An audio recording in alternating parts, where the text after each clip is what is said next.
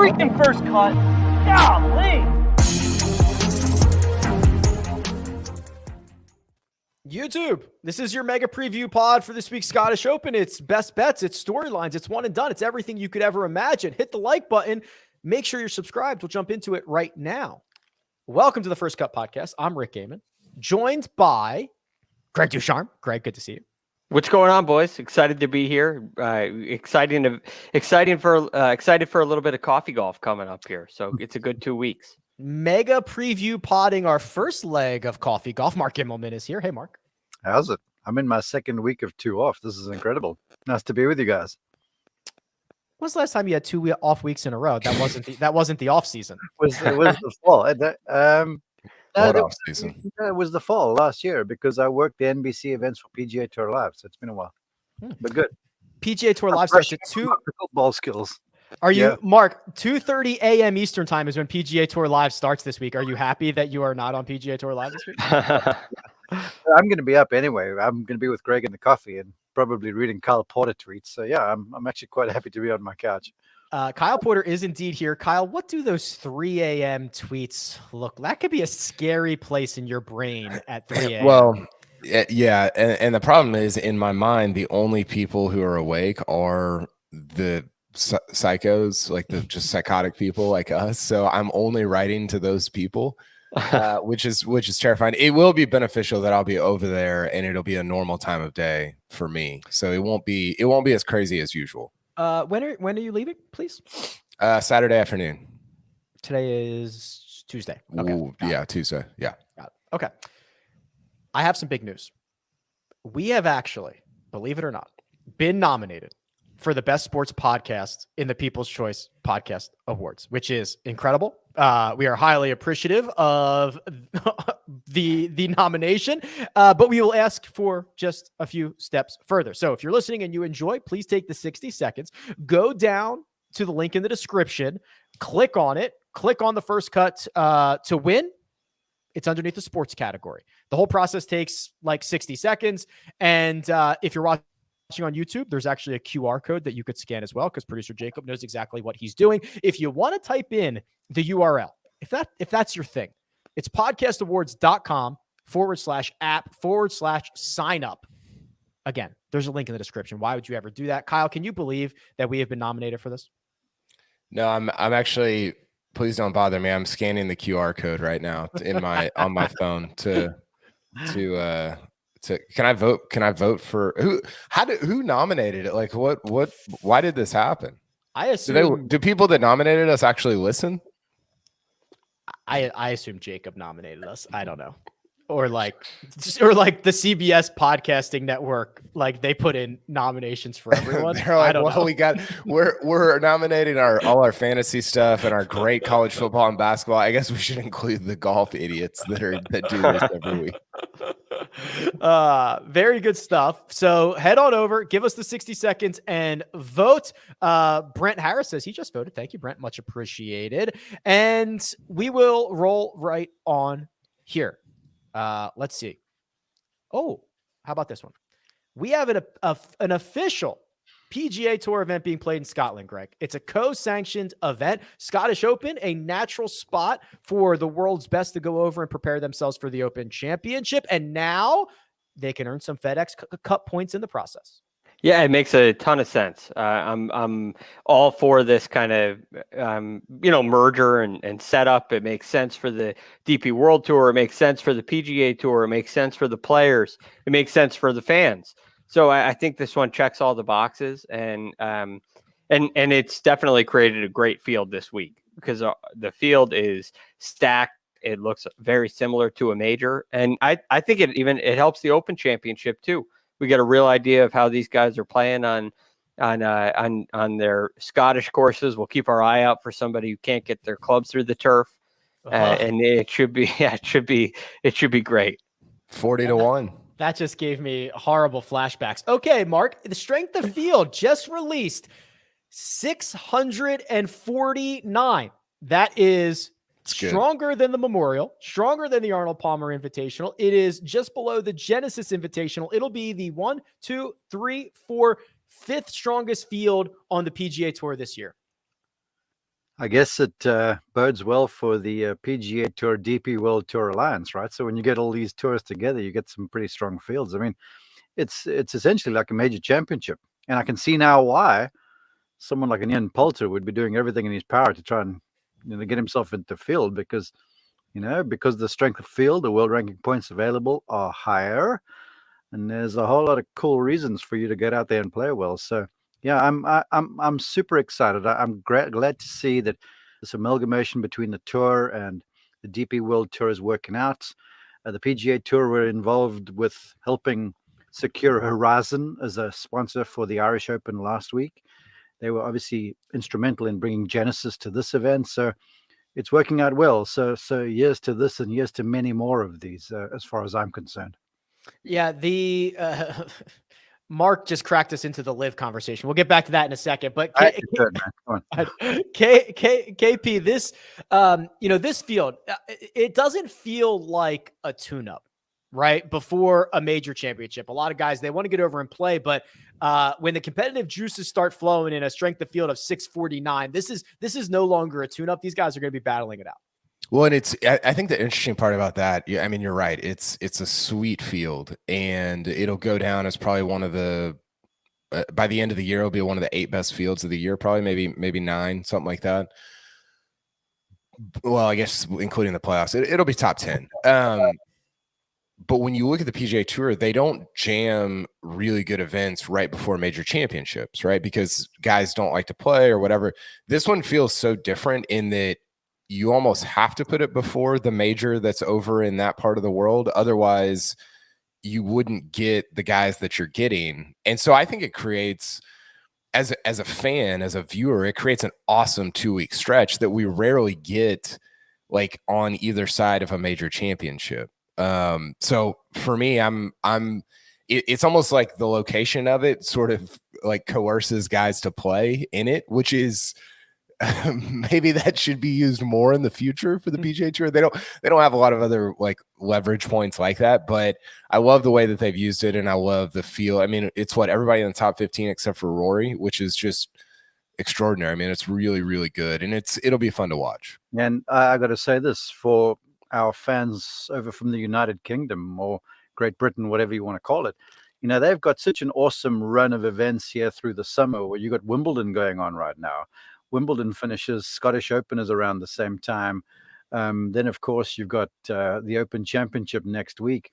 Hey, let's not forget the Irish Open was last week. So it's really a cool time for sport over in England and Scotland and Wales. I mean, Wales and South Africa, they're playing a huge rugby test series right now in South Africa. So if you're a sports fan over across the pond, you're having a good time right now. And the JP McManus Pro-Am, Mark, where all the greatest golfers get together. That field's got 13 of the top 25, 13 number 1 golfers ever. There's only 25 to ever exist. Greg, it's nuts. Let's talk about this, because Ian Poulter, along with other guys who have gone over to the Live Golf Tour, have been granted a stay, a legal term, which is going to allow them to essentially play in the Scottish Open. That there's been a couple of responses to it. Billy Horschel was on record talking about, hey, if you're taking shots at the PGA Tour and Jay Monahan, you're taking shots at us, referring to the rest of the PGA Tour players. So we have now gotten to the point where lawyers are making some dough. Yeah, and they're getting involved, and that's going to continue. I think this is my guess would be there's some sort of precedent that's been set here.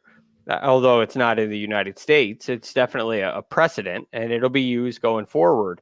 And I'll be very curious to see how this plays out legally for the PGA Tour directly. It seems like this had more to do with the DP World Tour sanctions rather than the PGA Tour sanctions. So this it kind of just sets up the first legal battle that we've had, and it was resolved quite quickly. And I wonder, when there's more time and there's more evidence that's shared, and more of the legal process is gone through, what do we end up getting? Is it a similar result, or does this mean that we are going to end up with players playing on multiple tours, including the Live Golf Tour? And is that going to be a possibility for Live players next year anyway? And I think all those are really big, really key points that determine the future of this Live Golf Series, and they determine the future of the PGA Tour and the DP World Tour. This is a really big deal, but it's just the first step.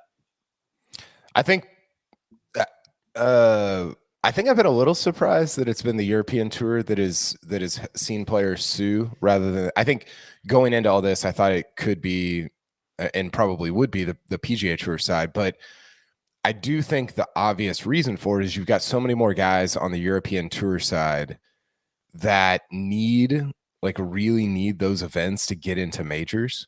And when we talked about this on Sunday, this could be the last Open Championship for Sergio. He's not in next year based on any previous criteria. If he doesn't, depending on does he get to play the European Tour? There's a bunch of different things, but based right now, he wouldn't necessarily be in. This could be the last major ever for guys like Westwood, or I think Westwood's in the field. Yeah, he was on the Ryder Cup team, so he's in the Open Championship field. So the last major ever for guys like Westwood and Poulter. And so they are just in more desperate need of those world rankings points. So I think that's part of, there's a million different ways to look at this, but I think that's part of the reason that they have been so adamant about continuing to be able to play on the European Tour. Ian Poulter, Mark, is really the prime example, and Kyle nailed this here. He is ranked exactly 100th in the world. He cannot go multiple months without OWGR points, depending on if Live Golf gets OWGR points assigned. When that happens, he needs to play these DP World Tour events, especially this one with a massive winner's share and a massive strength of field, if he wants to play in major championships for the rest of his career. Yeah, absolutely. Because the truth of it, if he didn't, the world ranking points would be in a free fall because of the rolling aspect of them. And just something to bear in mind about that stuff too, because apparently, and Kyle can speak to this probably better than me, Live have their application in to apply for world ranking points. Now, I don't know if that's been completed, if they've submitted everything they need, but I don't know if the review period has now commenced, because that will take at least about a year. So you add this, then you add a year to that, and that's pending more information being asked for, which is likely going to come. So then that makes it at least 2.5 years. By that stage, all these Live guys who aren't in major events, they are going to be ranked outside the top, I don't know, 800, 900, 1,000-ish. Yeah. And then you've got the Tiger Woods scenario. Remember when he came back, what he had to do over a very short space of time. Remember that season where we still had the event at Akron at Firestone, where Woods had to finish in a certain place, and he got himself in, and that got himself into the following week's major. I believe it was the PGA at the time. But he pulled rabbits out of hats, and then that year got into the Tour Championship and ended up winning. So it was miraculous, and it was Tiger-esque. I'm not sure with love to Ian Poulter, he has that sort of a gear. And so, yeah, there's a certain type of player where this is crucial that they get the starts that they can. And from what I am led to believe from the literature that I wrote, it said that the stay, it's a crucial word, is pending determination of his substantive appeal, forgive me, in due course. So it says to me that the judge looked at this and said, well, look, we haven't ruled on the entire thing. I'm going to let you go for the time being. But that's also saying to me that the judge is like, I'm really not so sure of your case right now. And we're going to look into this a little further and then see what happens. So it seems like it's typical for what is the word of the day right now with this Live League. But suffice to say, it's crucial that these guys get a run if they want to stay relevant.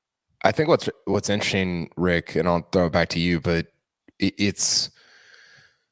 we don't necessarily know what the European Tour is going to decide with post co-sanctioned events, right? They've sort of made this declaration about, and the Scottish Open is the biggest one, but Barracuda and what's the other one? Barbasol? Correct. Yep. Those three events.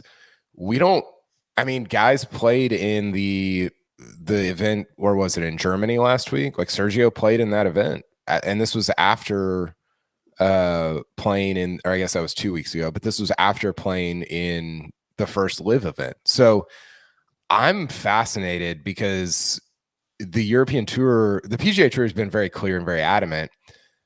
But what does the European Tour decide on events that are not co-sanctioned by the PGA Tour? The only reason that the European Tour has said this about these events because they're having to align with the PGA Tour because these events are co-sanctioned by or co-run, whatever you want to say, by the PGA Tour. But what do they decide about the BMW PGA Championship? What do they decide about all these European Tour events that are coming up in the fall? Is it the same decision? Is it different?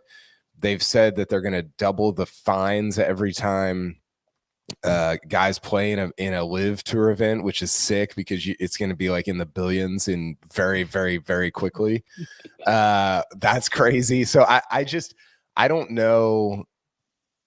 I think that part of it is still a lot more up in the air than what the PGA Tour has decided. Wait. I think it needs to be said, maybe for the folks that are listening, to understand really why Poulter was barred from this thing and fined $105,000.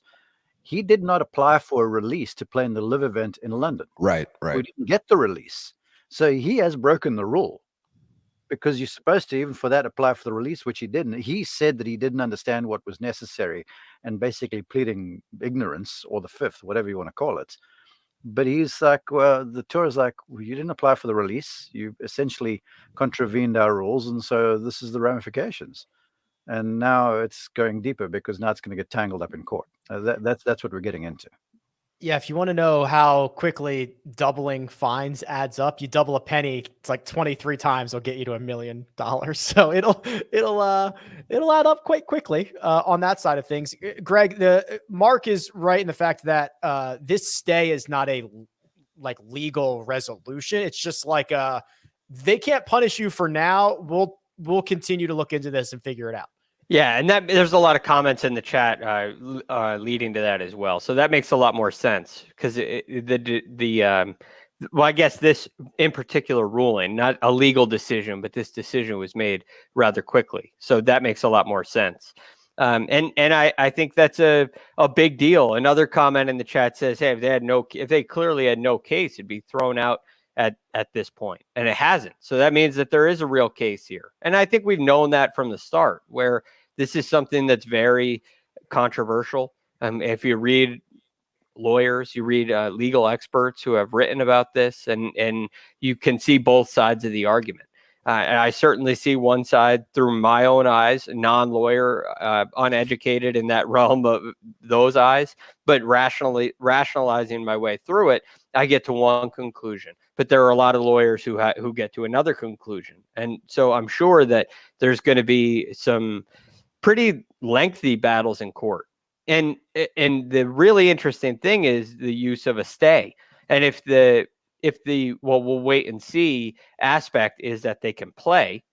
In other words, they're innocent before proven guilty. If they can continue to play, then those starts become much more important to what Mark and Kyle were saying about the Ian Poulters of the world. Now he'll get more starts until a decision is finally reached, and perhaps that gets him into more major championships. And lastly, I would say the major championships are likely not going to make a ruling on this until legal ramifications are made, and they'll have a much better idea. Augusta National, for instance, they'll have a much better idea of where and maybe Augusta National is kind of separate from this, but they'll all have a much better idea of where this stands once a real decision is made in court. And so they're probably going to play it on the safer side leading in. And that means these starts become even more valuable for the Ian Poulters of the world. And it means that this saga is going to go on for a little bit longer. So the three players that were granted this stay, Ian Poulter, Adrian Otegi, and Justin Harding, are now all eligible to play in the Scottish Open. And because of that and the timing of it, they've actually expanded this field. It's growing, Kyle. They're very deep in. I think they're at 159, 160 at this point. Which is, I mean, whatever. Like it's light out until like midnight there, so they can do it. But it is, I mean, it's like representative of how bizarre it is that you're expand like. There can't have been too many fields over the last 20 years that are over 156, right? I can't imagine another scenario in which that could have been No, like, why would that happen? Did I don't know if we have this on the. Oh yeah, what can we get into the? Did you guys see what Billy Horschel and Graeme McDowell said? Yes. So Billy Horschel went on a pretty significant rant, and then Graeme McDowell did like an entire interview, right, with a media company in the Irish Independent. Yeah. Do you want me to do Graeme or Billy? Wherever you want to go first. Graeme, if you have the Graeme stuff handy. Yeah, I'll do Graeme. So this interview, I don't know if you guys read the whole thing. It's tough to read because he sort of, it was a little bit of the reaping and sowing meme, of like, I made these choices and now like, look what's happened. And you're like, yeah, I mean, like that's the whole deal, And I thought I did want to call out one particular thing that he said in there. He said it's about well, this doesn't make any sense. I think he said it's about being kind of sick of finishing 150th in the FedEx and banging my head against the wall on the PGA Tour. It's hard every week, I paid my dues. I've done the right things for 20 years of my life, and now I want to go and make some money in a fantastic opportunity. And I thought that was so telling because he said, I've paid my dues. I've done the right things for 20 years of my life. When you use language like that, the implication is now that you're not doing the right things. And I think all these guys sort of know and feel that. And he said something else like, it's tough to look at myself in the there's the quote.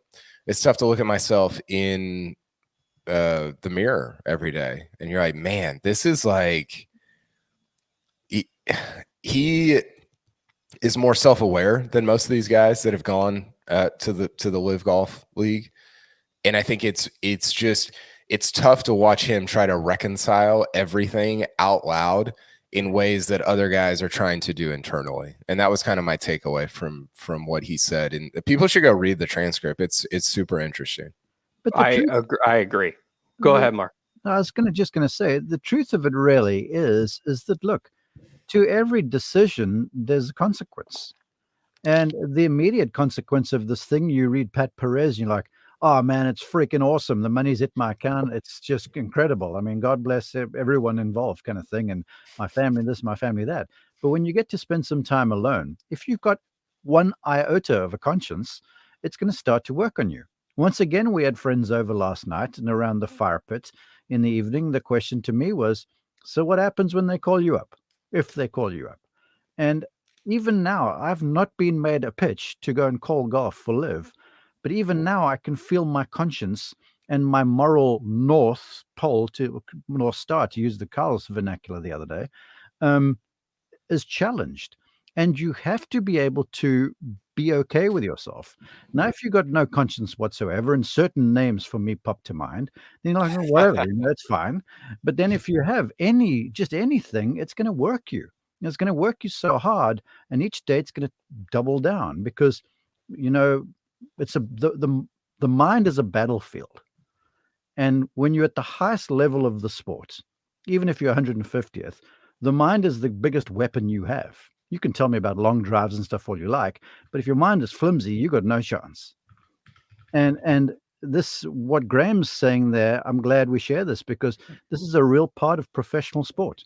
What's happening between people's ears. And if the mind and the will and the emotions start going, the athlete starts fading in a hurry. And I've seen this happen to golfers in their 40s, like overnight. And it's sad that this would now become such a spectacle, and sad even more so that there's all this other, brouhaha that's going along the side of all of this. Graeme McDowell, you can go read that. And the transcripts are great. Greg, Billy Horschel fires back. He called the guys who have gone to Live Golf hypocrites. Here is the quote. Billy said, there are a lot of guys that are hypocrites that are not telling the truth and lying about some things that I just can't stand to sit here anymore and be diplomatic anymore about it as I have been in the past. He would go on to say, basically directing at Pat Perez, if you want to play better or you want to play more so you get a chance to win the FedEx Cup, so be it. No one has made you play that first playoff event to go miss family obligations. No one has. That's in reference to Pat Perez saying that he missed the birth of his son because he had to play a FedEx Cup playoff event. Right. And by the way, once you're in that FedEx Cup playoff event, you don't have to play. You want to play.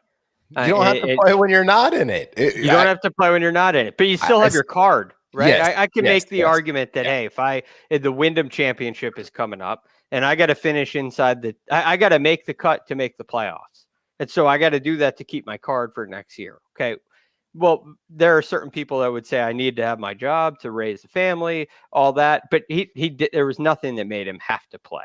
But I understand that's not the point here. But what Billy also said was about, what the last thing you mentioned, Rick, about Jay Monahan. And if you're taking shots at him, you're taking shots at us. And I think that's very well said. And it's been missed a lot when it comes to how Jay has been received and what the commissioner has said and how it's been kind of how it's been taken. And a lot of that is true because what he says is what the players, past or present, what they have created in these bylaws. And so it's really important to understand that this is a league for the players and Jay Monahan is representing the players. And so the decisions that they make are to protect the players. And Billy highlighted that in, I think, a very nice way. And when you take shots at what they do, it's, hey, well, as a player, these are our decisions. And many of us have gotten involved in that. And some of them don't feel heard. And I guess that's why they've gone, Pat Perez being one of them. I guess nobody ever listened to Pat Perez. So that's maybe part of the reason why he left. But these decisions are made by the players for the players. And I think Billy did a really nice job of highlighting that. And I'm glad you brought that up, Greg, because, when all of these comparisons are made and have the PGA Tour has to change and pivot and do all sort of stuff, it's hard because they are answerable to the players. The players are essentially the bosses. And it's got to pass by the pack and the players' council and all sort of stuff. So I'm glad you highlight that because it is real. And Jay Monahan, honestly, is just the point person for what is a membership organization.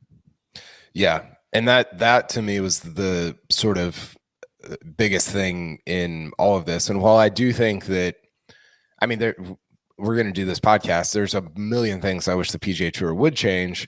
I thought Horschel highlighting how golf is so different. Like if this was, let's say this was happening in basketball, and the Saudi Arabian government came in and said, we're going to start a basketball league and we're going to poach Draymond Green and Andre Drummond. I was waiting to see which guys you were going to throw under the bus here. And James Harden, right? And those are your three guys that would actually be like maybe who they would go for. But so they poach those guys, and so what would happen in that scenario is if like, because basketball has ownership, any lawsuits or anything that happen in court or whatever out like extracurriculars would be at a very executive level, right? It would be GMs and owners and all these stuff suing each other, and it would be very like just outside of the purview of the fan. Like we just wouldn't. We would care about it, but it would just be like over there, right? Both the PGA Tour and Justin Thomas said this also on the No Laying Up podcast. He said, if you sue the PGA Tour, like if let's say Phil Mickelson sues the PGA Tour, you're like literally suing me. Yeah. And that is a much more personal thing. And I think that's the part that the longer this goes on and the more is said on either side, the more personal it's going to get, which as a person who talks about this stuff and creates content, I got to say it's kind of a bonanza for us. But I think that's one thing that, like Mark and Greg said, people have sort of missed along the way is you're not suing a bunch of executives in suits. You're suing Justin Thomas and Billy Horschel and Colin Morikawa. And that's pretty fascinating because that's not something that you would get in many other sports. Which feels a lot like why this is going to continue to get more personal as guys say more things. They're going to take it as personal shots. We're going to put a pin in it there. And we're going to move on to the Scottish Open, our best bets, our one and done, all that fun stuff. This weekend, CBS is headed across the pond with a fantastic field, including Scotty Scheffler, Will Zalatoris, and Hideki Matsuyama competing at the Genesis Scottish Open. Live golf coverage begins Saturday and Sunday at a special time of noon Eastern on CBS. I think Jacob also wants me to hit this ad break. So we're going to take a quick break and hear a word from our partners. And we're back. All right. Picks to win. If you watch on YouTube, they're the fastest ad breaks ever. Picks to win. Greg, let's start with your sleeper, please. Okay, my sleeper this week. I was going back and forth between two guys here.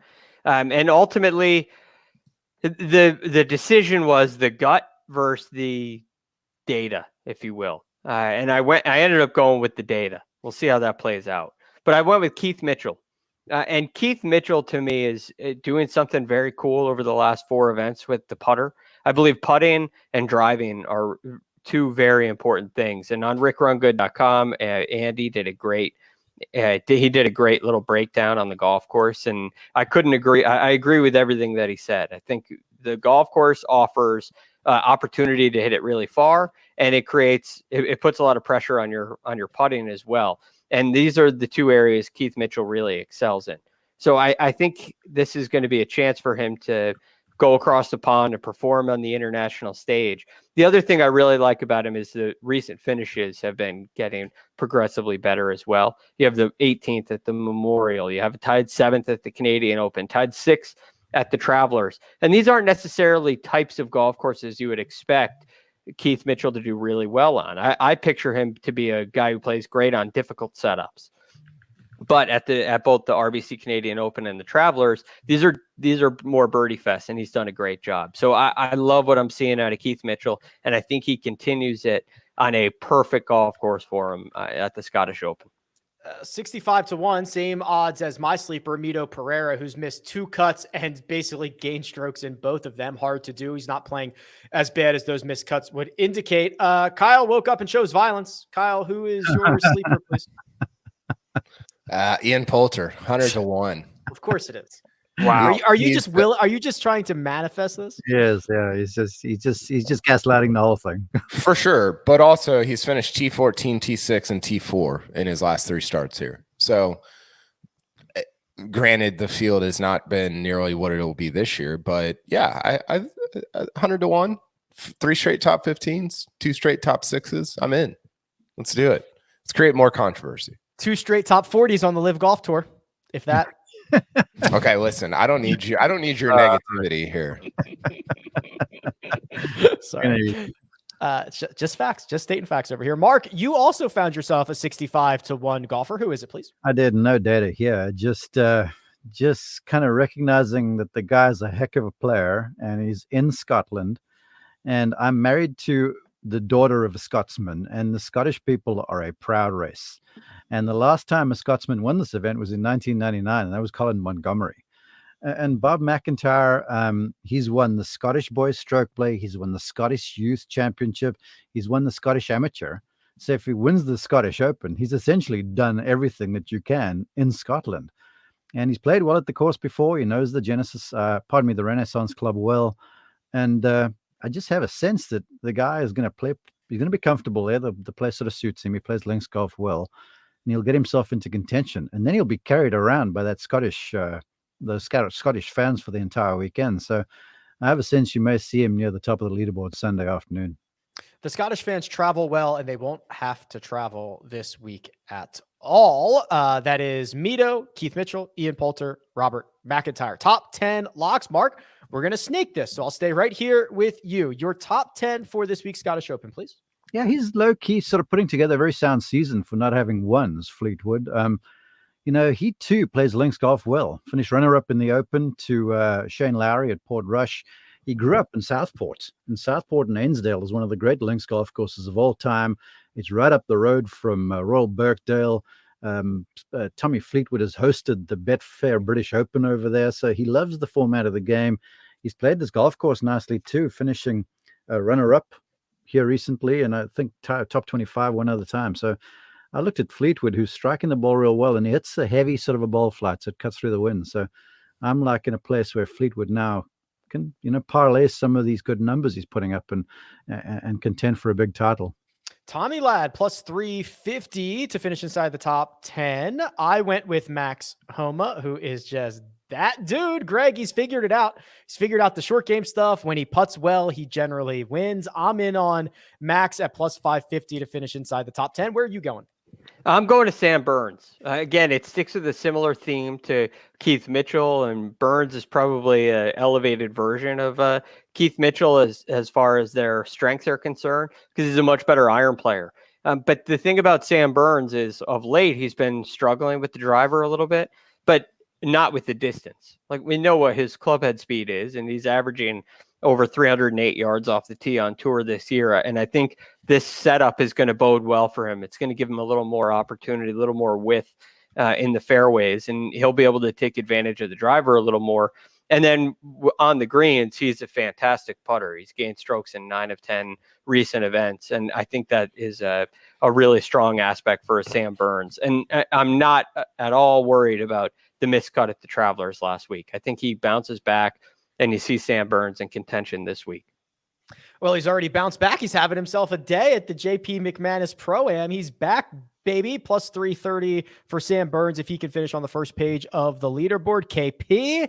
Oh, speaking of guys playing well at the JP McManus, you found yourself Xander here. Yeah, I don't want to put too much stock into a Pro-Am, but he's no. We want you to do it. He's also coming off a win, obviously, at the Travelers, playing great golf. So, we've talked a ton about Xander being just a top 10 machine. I think he gets another one this week at the Renaissance Club. Just another addition to the very unique and bizarre resume that Xander Schauffele hosts with a 1 next to his name. Speaking of ones next to their name, picks to win. KP. Yep. You get to go first. Yeah. So this is I actually just looked this up, but this is the 1, 2, 3, 4. So there have been 7 events this year that have been 600 world ranking points or better. Not 600 world ranking points. A greater than 600 strength of field. And Scotty Scheffler has won 1, 2, I guess 3, 2 of them. He's won a couple others that are just outside that. So he has played the best at the best events. If you look at everybody's last 20 rounds leading into this tournament, he's number 1 in ball striking, strokes gained ball striking. Xander's number 3. So Xander's up there as well. But Scheffler finished top 10 at this tournament last year, leading into the Open Championship. There's just so many different things that are pointing at him, maybe not necessarily winning, but playing great golf this week at the Renaissance Club. So I've got him getting what would be his 5th win of the year. Yes. Here's a fun fact for you, Kyle. Going back to the start of the 2020 season, so three years basically, strength of field over 600. There is no golfer in the world who has played as well in as many rounds as Scotty Scheffler has. That's a great stat. 124 rounds, 1.45 strokes gained. Technically, John Rahm has gained more per round, but he's played less rounds. So, yeah, hey, I can manipulate this data to get me a Scotty Scheffler as the top guy. That's what Rick and I do. We're data manipulators. It's honestly true. Okay. Kyle's gone with Scotty Scheffler. Mark, you've gone with the other golfer. Yeah, I am. And all that data kind of gets tossed out of the wind when you get a 40-mile-an-hour wind off the 1st or 4th over there, and then all bets are off. So I'm going with a guy who's just playing great. Kyle referenced it. I got to look at him hitting shots towards me for 2 rounds on Saturday and Sunday at the Travelers Championship. I was in the group in front and just watched how he was playing. And Xander hits the ball that cuts through the wind. He just seems unflappable. He finished top 10 at this place last year in his first look at it. And just to me, just his demeanor lends itself well to the intricacies and the variability of links golf. Because in links golf, you can hit a ball down the fairway and have it end in a pot bunker. You can hit a ball that gets killed by the wind and ends up in the fescue. There's an element to this stuff that is immeasurable. And then you're playing on fescue sort of grass type greens that tend a little on the slow side. And so it mitigates putting skill to a large extent and sort of highlights all of those other elements that are just difficult to comprehend and understand about the game of golf. But I know this. Xander is playing at a clip right now that is is, I wouldn't say without peer, but he's playing at a pretty high level, and the confidence is clearly high. So I'm going to ride this pony while it's running fast. Xander Schauffele, 18-1 for Mark. I went with Cam Smith. He's number one in the field in strokes gained approach over the last 24. Hasn't putted well. That usually does not go away for long if you're Cam Smith. Greg, round us out here. Your pick to win the Scottish Open. All right, take all that data manipulation you and Kyle did in favor of Scotty and hit edit undo, and let's get back to Jon Rahm. I think Jon Rahm is the guy this week. There are a lot of reasons for it. One, it was a 7th place finish here last year, which I think, again, it goes a long way for him. And I like what he's done of late as well. It hasn't been red hot, hasn't been on fire since the win in Mexico, but he had a tied 10th at the Memorial. He had a 12th at the U.S. Open, and the putting seems to really have turned around. And in the last 6 events, he's gained strokes in 5 of them. And the last 2 events, he's gained over 3 strokes putting in both of those. And driving, we know how good of a driver of the golf ball Jon Rahm is. At the Memorial, he lost strokes off the tee for the 5th time of his entire career. And that it is not something that he does twice in a row. And he didn't. He had a great driving week at the U.S. Open. So I think all that's going to continue for Jon Rahm. And I think he gets it tuned up with his irons a little bit more than it's been. It's been average of late. And I think he ups the ante there, hits a ton of greens, and ends up winning this tournament. Jon Rahm, 11-1 over at Caesars Sportsbook. Speaking of Caesars Sportsbook, we went over to find our best bets. We scoured every square pixel of that website, and we came back with our best options. I'll just lead us off here because we've spent a lot of time talking about Xander Schauffele. I've got him at even money to finish inside the top 20. Love everything he's doing right now. Greg, you also have a top 20 wager. Where is your money going towards? It's going to Sam Burns again. I highlighted some of the aspects that I really like about him. And the one thing that I'll add to this, it's Sam Burns top 20 at plus 165. The one thing I'll add is, while this is a links golf course and we're likely to get some wind, it's a rather new links golf course. And I think that's going to give some of these guys who don't have a ton of experience playing links a little bit of a easier time with it than, say, St. Andrews for the first time playing links golf would. So I think it'll help that learning curve. And Sam Burns has had a little bit of experience. He made the cut in the Open Championship last year, although he didn't do much more than that.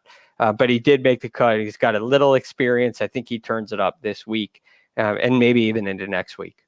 Plus 165 for Sam Burns to finish inside the top 20. KP, you found yourself a matchup from a very vocal Billy Horschel. Yeah, very vocal Billy Horschel. This is actually more of a fade of Neiman. I think Neiman, there's a path in which his name has been thrown around a lot with the live stuff. He's had some friends go over there. A lot of people that are at the same agency that he's at have gone over to the live golf league. So this is a little bit of a fade of him because I think he's probably got a lot that he's considering and thinking about right now. And I think Horschel will get him this week at the Renaissance Club. All right. It's plus 110 if Horschel does indeed nip Joaquin Neiman. And Mark, you've got a 3-ball with all things considered, one of the hottest players on the planet in your corner. Yeah, and one of the guys I've got him beating is a guy who's also from said agency that Carl was representing, and the rumors are large that he's going to become a liver here pretty soon, and that's not Justin Rose. So I'm all over Ryan Fox this week. The guy's like 6 foot. His father, Grant Fox, is one of the great flowers, New Zealand All Blacks of all time. And Grant just hits the thing. Arguably, he's one of the longest hitters in the world, playing with big confidence. Always plays links golf well. Had a runner-up last week in Ireland. And he's just that kind of a guy. He's your typical, blue-collar sort of New Zealander. He hits it hard. He works hard. And he's just not afraid of the big stage. I think it's born of the fact that his father was a legend in rugby. So I'm looking for Fox to do well at a place he's played well before and just continue that rich vein of form. Ryan Fox, 8 consecutive top 8 finishes on the DP World Tour. That's pretty good as far as I can tell. Over Sam Burns and Justin Rose, plus 175. Gentlemen, we have one final thing to do. It's our one and done selections. And They're pretty interesting. We've got a wide range of golfers covered for this week. We'll get to that. But first, we're going to take a quick break and hear a word from our partners. And we're back. One and done. I have the fan votes. The fans, Mark, are they've got new tires. They got a full tank of gas. You missed the cut last week. I think you did too, didn't you? No. I had to take out there last week. Oh, you got what, 25 grand for that? No, I got 90 something. Okay. They've passed everybody else except for you. Are you concerned about that? And if you're listening on audio, I'm shaking my head no. All right. Well, here's who the fans did not select. With 9% of the vote, they did not pick Sungjae Im. With 18% of the vote, they did not select Hideki Matsuyama. But with 34% of the vote, they have opted for Cameron Smith. Jacob, show me the board, and the fans can realize they've been Sia mushed because Sia has also picked Cam Smith. And that is music to my ears, Greg, because I did not pick Cam Smith. The fans and Sia did, and Sia has been dragging us down for months now. Yeah, and I get the Cam Smith aspect. I think it's a good pick, but all of a sudden we have to wait until this page when we find out that it's not a good pick. And it's unfortunate because everything that you've done, all the research is good, high quality, but there's one thing that you can't predict, and that's where to see a Najad go. So that's extremely disappointing and difficult. I don't like that pick. Why not? His last top 10 was at the Masters. Mm-hmm. He's not driving it well. I don't know. Is this the right, like, is golf, like, is links golf in the wind like the place for Cam Smith? I don't know. Maybe he might play well, but I don't know. I'm out. Cam Smith is a really good fast green putter, and the greens are not fast this week and next. But he did putt quite well at Century, right? Greens are not too fast there. Kind of big and undulated. But then you get those downhill, downgrade, downwind ones that are really fast. Yeah, there's no real grade for these greens. It's a seaside sort of a course, and I'm out on Cam Smith right now too. I'm unconvinced about. He's fighting a left ball off the tee, which is not going to get you into trouble, but it's the fear of the hook shot that gets you into trouble because then you start playing defense. The two Cam Smith selections are the only overlapping selections. Everyone else is a lone wolf. Kyle, you have Hideki Matsuyama. You're at $4 million. I imagine at this point in the season, you're just making sure you stay ahead of Sia here. I'm just emptying the chamber. I basically just picked the highest ranked guy in terms of strokes gained ball striking over the last 20 rounds that I hadn't already used. That is probably, if you did that like every single event, I want to go back and see how much money you have made.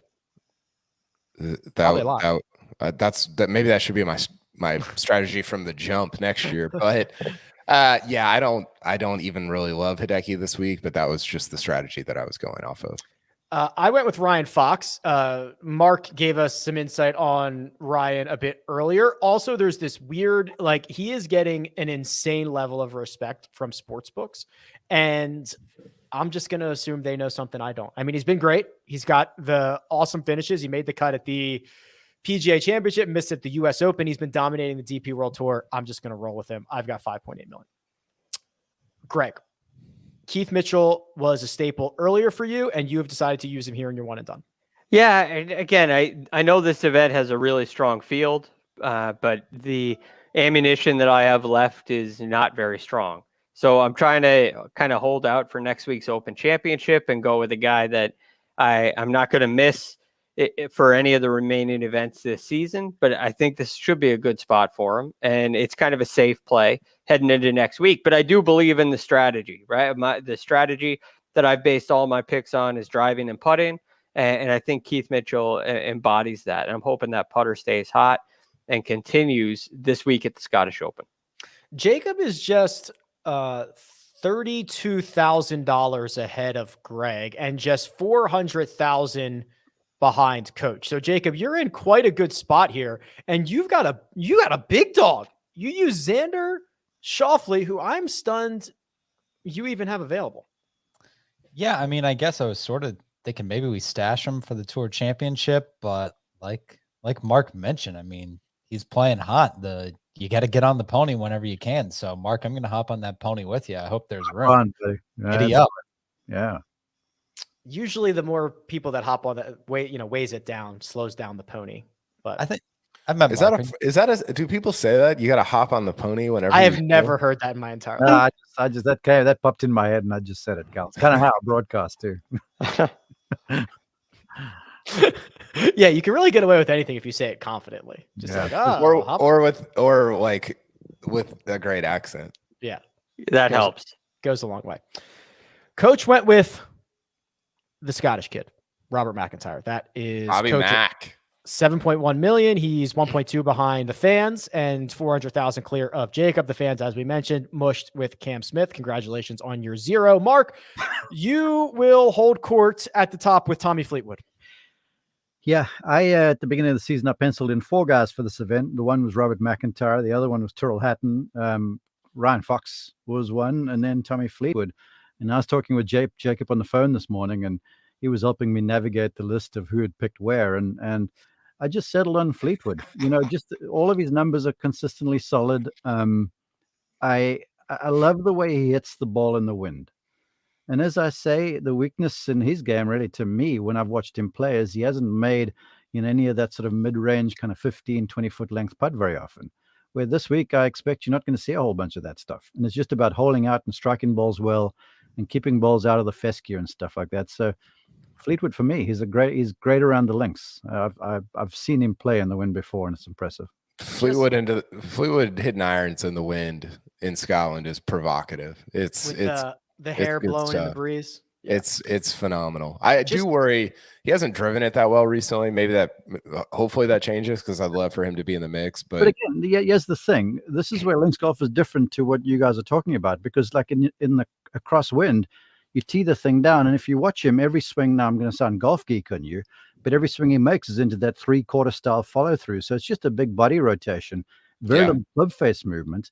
And you tee the thing down, you get on top of it, and you just flatten balls down the fairway, and you play the ball along the ground. So, the ball gets hit wide off the tee when the thing's teed up, and you're hitting it big on the upswing oftentimes. But if you're covering the ball, you're keeping your chest over the top of it, which is something he works on continuously. It's how he worked his way from like in the doldrums in the world rankings back to the top few. This is right up his alley. I mean, he can hit what he hits normally all day long, every day. yeah. Just to be clear, the list that Mark had to call Jacob to reference and talk him through is a spreadsheet. Yeah, I needed to know how to search because I wanted to search Fleetwood and see which of you fools had used him really. So Jacob gave me a quick shortcut. It sounds a lot more like collusion than it actually was. It was literally Mark asking how to do Command F. So. Because I was short on time, so I was reading up and down these lists. I'm like, no, I can't find the search icon, so I called Jacob and he helped me. Collusion sounds like collusion. Don't worry about it. Don't worry about like technical week. issues. Don't worry about any technical issues because I have had to walk Coach through printing out a PDF of his March Madness bracket. Yes, time. I was on that. It was before we started the show, and it was like we were literally speaking a different language to get him to print a PDF. It was incredible. And he was trying to do it from like the Holiday Inn Business Center or something like that. Because he couldn't. It's like, yeah, we want you to print it, but we don't want you to actually print it. We just want you to like save it and then send it to Jacob. We don't need you to actually print it out. So it was mass confusion. Let me tell you. That's tough for everyone involved. Yeah. All right, Jets. We got a hard out here in a couple minutes. Any final thoughts before we get out of here on the Scottish Open or anything else that's going on in the world of golf? Oh, Tiger had a great quote. I'll read it to end us. He said, I've got it right here. He said, this is a pretty historic Open that we're going to be playing.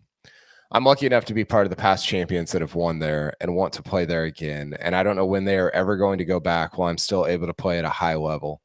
And I want to be able to give it at least one more run at a high level. And I thought that was such it was very sobering. Yeah, here it is. But it was also, I'm just so excited for the next couple of weeks. We get to call to call the Scottish Open an appetizer is to be unfair to the Scottish Open. Scottish Open is going to be awesome, but to think that is just an appetizer to the Open Championship, it's going to be a pretty special 2 weeks for golf in a summer that has been just fraught with nonsense. And these next 2 weeks will be kind of the opposite of that. A couple of things. I was at the 2005 Open. I was teaching my brother at the time when Jack Nicklaus played his last competitive major championship round and birdied the 18th at the old course. It was an event that I will never, ever forget. Tiger was playing right behind him, and Tiger just put on a clinic, won the thing at a canter. He's the only golfer. No one's won 3 Opens at the old course. He can. And I tweeted the other day, I'm like, someone needs to talk me off this, because right now I'm leaning towards him in one and done at the old course. And for the fans, listen up. I'm thinking I'm between Oosthuizen, Woods, and Tyrrell Hatton right now. So there's a little advance notice for you. But Tiger next week at St Andrews is going to be special. And Kyle, drink it in, because there's nothing like an Open Championship in the old grey town. That place is unreal. I can't wait. I mean, I'm out of my mind. I can't wait. Enjoy. All right. That'll do it.